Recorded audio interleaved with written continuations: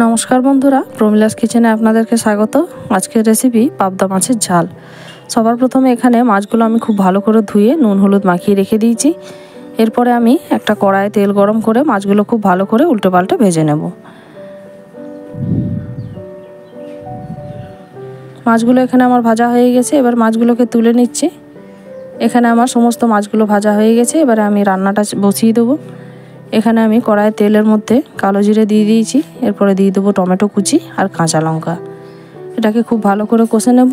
কষে নেওয়ার পরে আমি দিয়ে দেবো একটু নুন, আর দিয়েছি এখানে আমি হলুদের গুঁড়ো। এরপরে দিয়ে দেবো একটু লাল লঙ্কার গুঁড়ো আর একটু জিরে গুঁড়ো। এখানে সমস্ত কিছু কষা হয়ে গেলে এরপরে আমি সরষা বাটার একটা পেস্ট তৈরি করে রেখেছি। এটা এখানে আমি কালো সরষা 1 চামচ, সাদা সরষা 1 চামচ এবং পোস্ত 2 চামচ আর একটা কাঁচা লঙ্কা বেটে রেখেছিলাম, সেটা এর মধ্যে দিয়ে দিয়েছি। এখানে আমি আর একটু জল দিয়ে দেবো, এর মধ্যে দিয়ে ঝালটা বসিয়ে দেবো।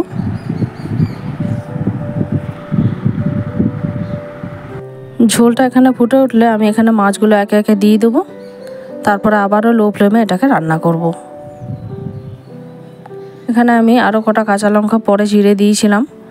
তো ঝোলটা এখানে আমার কমে এসছে।